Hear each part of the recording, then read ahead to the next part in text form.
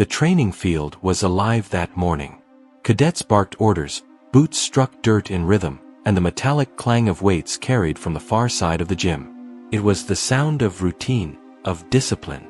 But in the shade of a tall oak, silence seemed to form around one man. General Alan Strickland. Silver hair, sharp uniform, chest full of medals, and a wheelchair that had carried him for 15 long years. He didn't move much, except for the way his hand rested on his thigh, fingers twitching every now and then, like his body remembered something he no longer allowed himself to try. Everyone knew his story. A convoy ambush overseas.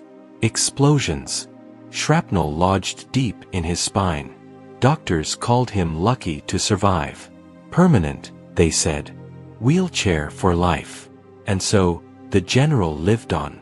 Not as a broken man, but as a commander who led from the chair, saluted from the chair, demanded excellence from the chair. To most, he was untouchable.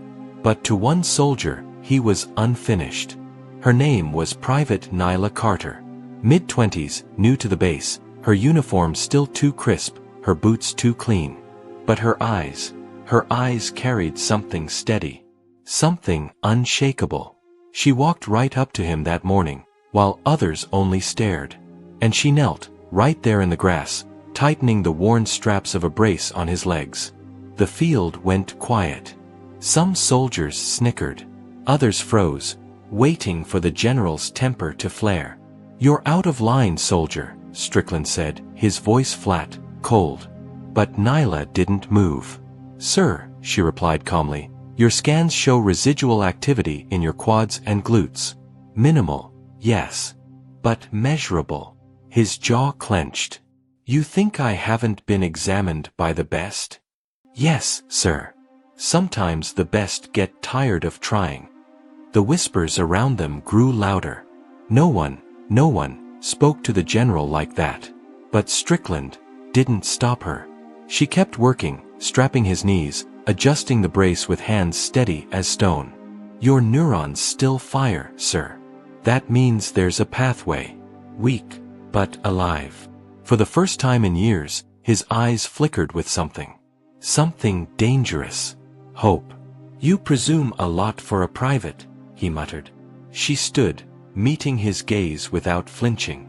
"I was a neuro-rehab tech before enlisting. I've seen limbs wake after years of silence.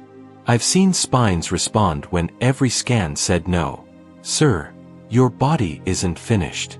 It's just waiting for permission." The words hit him like a bullet. Not arrogance. Not pity. Truth. For a long moment, neither spoke. Finally, Nyla nodded toward the gym. 30 seconds. That's all I ask. Just bear weight. If I'm wrong, you'll never hear from me again." The general didn't answer.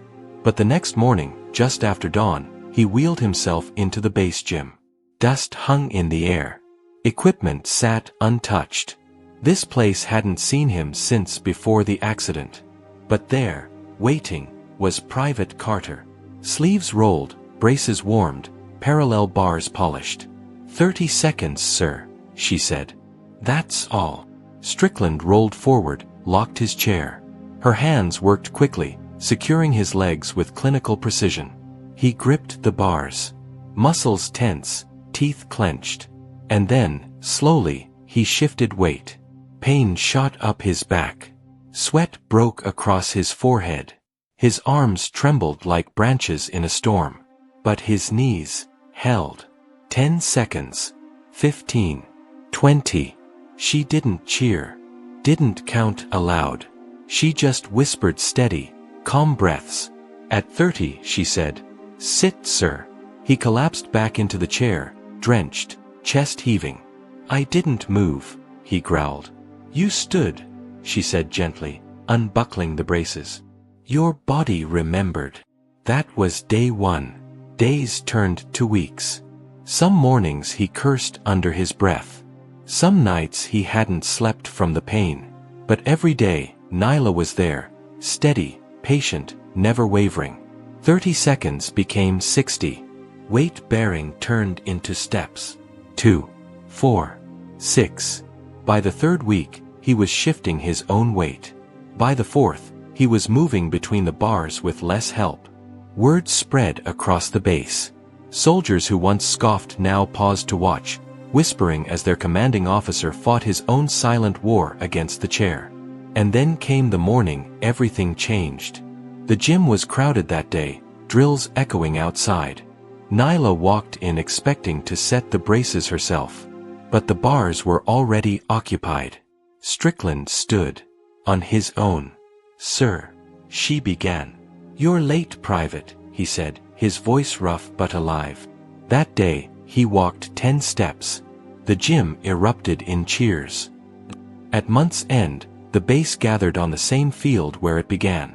Soldiers lined in formation, expecting a promotion ceremony. Instead, silence fell as General Strickland wheeled forward. He locked his chair. And, with a cane in one hand and Nyla's steady grip in the other, he stood. Not for seconds. Not for show. He stood tall. And then, he took a step. The field froze. Then tears, cheers, shouts erupted like thunder. Soldiers saluted, some openly weeping. But Strickland looked only at Nyla. "You didn't just help me stand," he said, voice breaking. "You reminded me who I was before the chair." She held his gaze, steady as ever. "You were always there, sir. Just waiting for permission." He reached into his jacket, pulled out a small medal. One few civilians knew. Earned not by bravery in battle, but by restoring something broken. He pinned it on her chest. "Not my legs," he whispered. "My will." The crowd roared. But between them, it was quiet. A general and a private. A commander and a believer.